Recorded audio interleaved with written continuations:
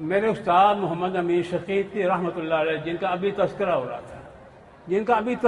رہا تھا، بے حد اللہ تعالیٰ نے ان کو حافظے سے نوازا تھا۔ انہوں نے ایک کتاب لکھی ہے جس کا نام ہے شرح مراقی السعود، وہ اصول فقہ مالکی کی کتاب ہے، اس کی شرح ہے شرح مراقی السعود۔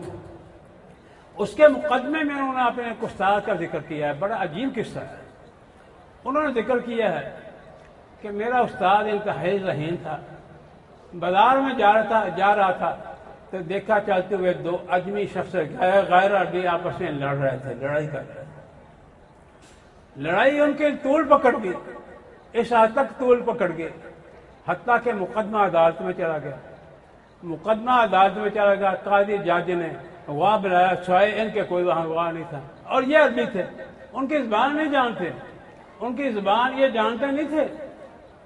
جب جج کے سامنے پیش ہوئے تو انہوں نے کہا کہ جو کچھ ایک دوسرے کو کہا ہے وہ میں آپ کو بتا دیتا ہوں، ترجمہ مجھے نہیں آتا، ترجمہ آپ کرا۔ ہاں بات سمجھ آ گئی یا نہیں آئی؟ ترجمہ مجھے نہیں آتا، ترجمہ کسی اور سے کرا، ترجمہ کسی اور سے کرا۔ یہ انہوں نے مراقی السعود کے مقدمے میں اپنے استاد کا تذکرہ میں لکھا ہے، اور میں نے خود ان کو دیکھا ہے۔ مسجد نبی میں ان کا دروس ہوتے تھے، اللہ سینکڑوں نہیں ہزاروں کی تعداد میں دنیا وہاں جمع ہوتی ہے، ہزاروں کی تعداد میں دنیا جمع ہوتی تھی جو ان کے دروس میں شریک ہوتے تھے۔ تو میں نے ایک دفعہ ان سے پوچھا کہ آپ نے ایضاح القرآن بالقرآن، قرآن کی وضاحت قرآن کے ساتھ کی ہے، تو آپ نے کوئی ایسی تفسیر دیکھی ہے؟ کہنے لگے میں نے تو کبھی نہیں دیکھی کوئی ایسی تفسیر۔ میں نے کہا کہ ہندوستان میں ایک عالم گزرے ہیں، بہت بڑے مناظر عالم، مولانا ثناء اللہ انبرسری رحمۃ اللہ علیہ، انہوں نے ایک کتاب لکھی ہے، اس کا نام تفسیر القرآن بکلام الرحمن، تفسیر القرآن بکلام الرحمن۔ کہنے لگے میں نے یہ تفسیر آج تک نہیں دیکھی، یہ بہت بڑا فن ہے۔ مولانا ثناء اللہ صاحب انبرسری رحمۃ اللہ علیہ وہ امام تھے، ہر فن مولا تھے، وہ مناظرے میں بھی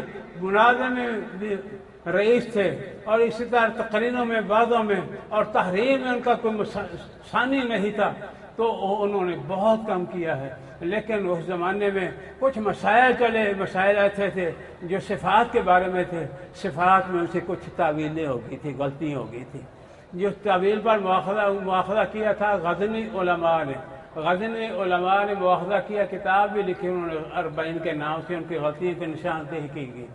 پھر یہ معاملہ طول پر پکڑ گیا، حتیٰ کہ سعودی عرب پہنچ گیا۔ اس وقت ملک عبدالعزیز تھے حاکم، وہ سلطان تھے سعودی عرب کے، وہ آئے تھے ابھی، اور یہاں ہمارے علماء، وہ ہمارا غربت دور تھی اس زمانے میں، ہمارے علماء اہل حدیث یہاں سے سلفی علماء چندے اکٹھے کر کے وہاں سلطان تک پہنچاتے تھے، چندے اکٹھے، وفود جاتے تھے وفدوں میں۔ ایک وقت محدث رکن رحمۃ اللہ علیہ کا بھی تھا جو وہاں گیا تھا، انہوں نے مساعدہ پیش کیا، تو اس وقت مسئلہ تفسیر القرآن کا آیا بکلام الرحمن، تو اس میں جو فیصلہ دیا تھا یا فیصلہ ہوا تھا عدالت میں، وہ یہ تھا کہ یہ غلطیاں ہیں، ان کی اصلاح ہونی چاہیے۔ مولانا ثناء اللہ انبرسری رحمۃ اللہ علیہ نے وہ تسلیم کر لی کہ واقعی میری یہ غلطیاں ہیں، اور وہی غلطیوں کو فرشتوں انہوں نے اپنی کتاب کے شروع میں لگا دی، ایک چٹ لگا دیا اپنے تفسیر کے شروع میں کہ واقعی میری یہ غلطیاں ہیں، اقرار کر لیا انہوں نے۔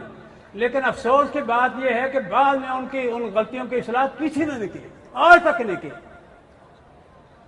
عبد الملک مجاہد صاحب جب یہ تفسیر چھپانا چاہتے تھے تو مکہ مکرمہ میں بیت اللہ میں میری سے ملاقات ہوئی، تو مجھ سے کہا کہ میں یہ تفسیر کچھ چھپانا چاہتا ہوں۔ میں نے کہا جب تک مجھے نہ دکھا دو یہ نہ چھپانا۔ انہوں نے مجھے دکھائی نہیں۔ وہاں دمشق میں ایک عالم ہے شعیب النحوت کو کہتے ہیں، ان سے جا کر مشورہ لے کر تفسیر اسی طرح چھپا دی۔ اور غلطیاں جو پہلے تھیں وہ غلطیاں آج بھی اسی طرح ہیں۔ مولانا ثناء اللہ انبرسری رحمۃ اللہ علیہ بری ہیں، کیونکہ انہوں نے اقرار کر لیا تھا کہ مجھ سے یہ غلطیاں ہو گئی ہیں۔ مناظر تھے، مناظر آدمی جو ہے وہ مناظر میں بہت ساری باتیں کہہ جاتا جن کا خیال بھی ہوتا ذہن میں، لیکن میرے نزدیک وہ بہت بڑے عالم تھے۔ اور اسی طرح محدث روبل رحمۃ اللہ علیہ کی بھی مثال نہیں۔ اسی طرح مولانا شمس الحق عظیم آبادی، میں اب فتاوے میں سند سمجھتا ہوں محدث روپڑ رحمۃ اللہ علیہ، ان جیسا کوئی ایسا آدمی نہیں جو فتاوے میں ان کی مثیل ہو، نظیر ہو، سوائے مولانا شمس الحق عظیم آبادی کے۔ مولانا شمس الحق عظیم آبادی بہت بڑے محدث ہیں، جب مسائل لکھتے ہیں تو بڑی نقد، بڑی تحقیق کے ساتھ لکھتے ہیں۔ تو بات یہ ہے کہ ہمارے علماء میں آج یہ کمی ہے کہ علم ہم سے رخصت ہو۔